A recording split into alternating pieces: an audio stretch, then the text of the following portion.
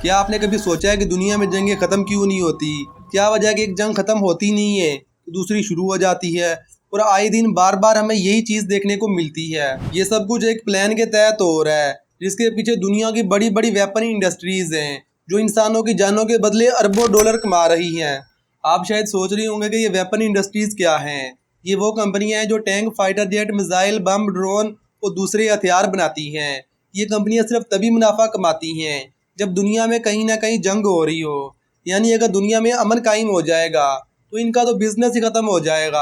सोचने वाली बात यह है कि एक तरफ तो दुनिया के बड़े बड़े लीडर्स अमन की बात करते हैं और दूसरी तरफ इन्हीं की पॉलिसीज की वजह से ऐसी जंगें पैदा होती हैं, इसमें लाखों बेगुनाह लोग मारे जाते हैं। और फायदा किसको होता है?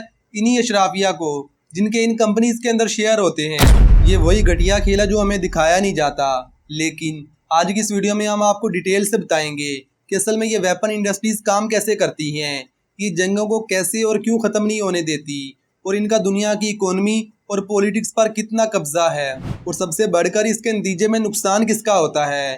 तो आइए फिर आज की इस वीडियो में हम जानने की कोशिश करते हैं कि कैसे ये सीक्रेट माफिया हमारी दुनिया को एक मैदान जंग में तब्दील कर रहा है।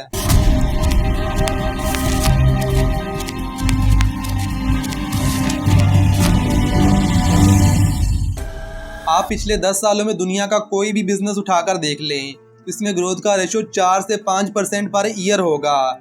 मतलब कि पिछले 10 सालों में इनके शेयर की वैल्यू मैक्सिमम 40 से 50% बढ़ी होगी। और यही अगर आप पूरी दुनिया की वेपन इंडस्ट्रीज की तरफ देखेंगे तो पिछले 10 सालों में उनके शेयर की वैल्यू तकरीबन 250 से 350 गुना बढ़ी है।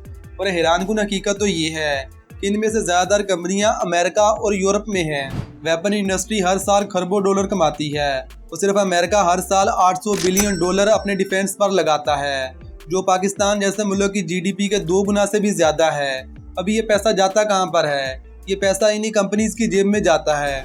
अगर आप पिछले 30 साल में होने वाली तमाम जंगों पर गहरी नज़र डालेंगे तो आपको पता चलेगा कि इसके पीछे हथियारों की एक बड़ी मंडी है। फिर चाहे अफगानिस्तान की 20 साल की जंग, इराक पर हमला, शाम की खाना जंगी, रशिया और यूक्रेन की वार, और काफ़ी हद तक फ़लस्तीन और इसराइल का मामला भी इसी के अंदर आ जाएगा। ये सब ना सिर्फ सियासी खेल हैं बल्कि इन वेपन कंपनीज के लिए सोने की कानें हैं।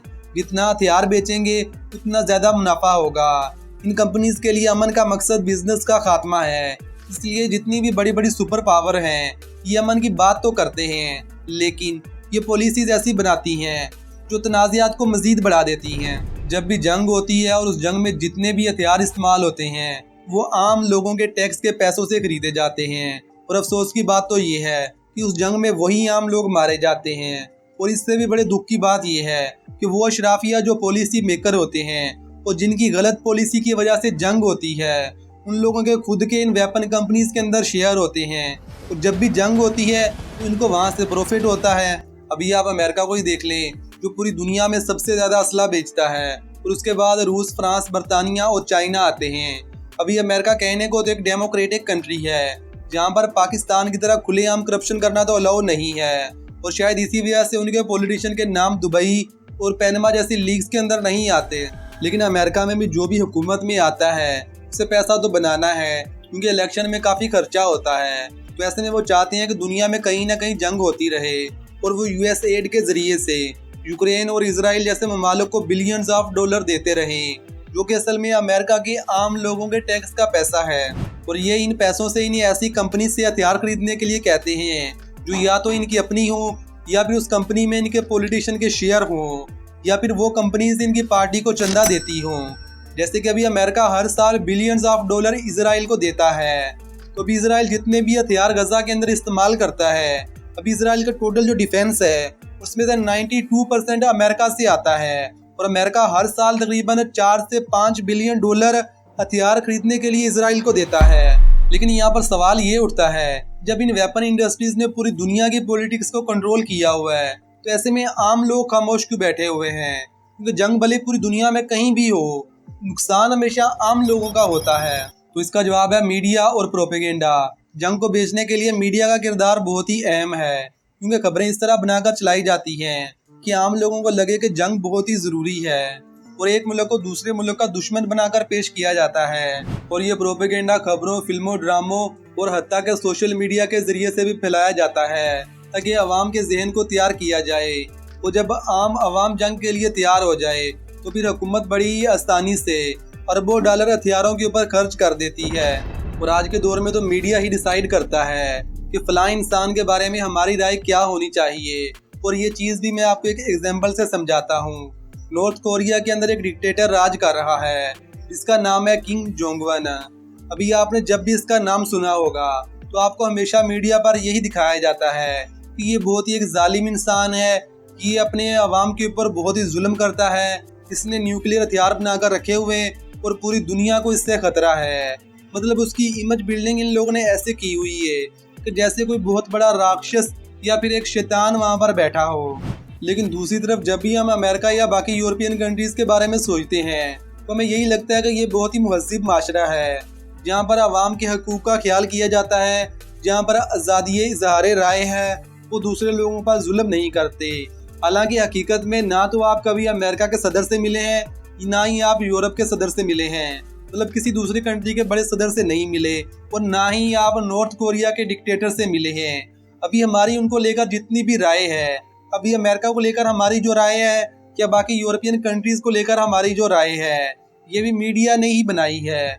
वो दूसरी तरफ जो नॉर्थ कोरिया के डिक्टेटर को एक शैतान बनाया हुआ है, उसको शैतान बनाने में भी इसी मीडिया का किरदार है। हालांकि नॉर्थ कोरिया ने आज तक किसी कंट्री पर हमला नहीं किया, लेकिन दूसरी तरफ अमेरिका या यूरोपियन कंट्रीज है जिनको आज लोग बहुत ही महज़िब माशरा समझते हैं, उन लोगों ने 20 साल तक अफगानिस्तान के अंदर जंग लड़ी, जहाँ पर लाखों बेमासूम लोगों को मारा। तो उसके बाद इराक के ऊपर हमला किया, वहाँ पर मासूम लोगों को मारा। और आज गजा और फ़लस्तीन के अंदर जो भी हालात हैं वो भी ये ना अमेरिका और यूरोपियन कंट्रीज़ की मिली भगत की वजह से है। लेकिन इन लोगों ने मिलकर बदनाम किसको किया है? नॉर्थ कोरिया को। और इसके अंदर सबसे इम्पोर्टेंट किरदार मीडिया का है, मतलब किसको हीरो बनाना है और किसको विलन बनाना है, ये हमेशा मीडिया ही डिसाइड करता है। और आज तो सूरत हाल इस कदर खतरनाक हो चुकी है कि अगर ये वेपन इंडस्ट्री किसी भी कंट्री के मीडिया को पैसा खिला दें तो ये ऐसा जहर उगलेंगे कि अगर वो दोनों कंट्रीज आपस में जंग करना ना भी चाहती हुई तो फिर भी उनके दरमियान जंग शुरू हो जाएगी। जैसा कि इंडिया का मीडिया आपके सामने जिंदा मिसाल है। अभी जो भी इन्होंने ऑपरेशन सिंदूर का सारा ड्रामा किया था, उससे पहले अगर आप इनका मीडिया उठाकर देखेंगे तो आप वहाँ पर देखें कैसे ये लोग जहर उगल रहे हैं। क्या आखिर में बात ये है कि ये वेपन इंडस्ट्री दुनिया की सबसे खतरनाक इंडस्ट्री है। यही वजह है कि आज दुनिया में अमन कायम नहीं हो रहा, और जो भी लोग अमन की बात करते हैं वो इन कंपनीज के लिए सबसे बड़ा खतरा है। तो इसीलिए हमें समझना होगा कि असल दुश्मन आम इंसान नहीं, असल दुश्मन वो निज़ाम है जो इंसानों की ज़िंदगी को कारोबार समझता है। और हमें यही सोच बार बार याद रखना चाहिए और आगे फैलाना भी चाहिए। अल्लाह हाफिज़।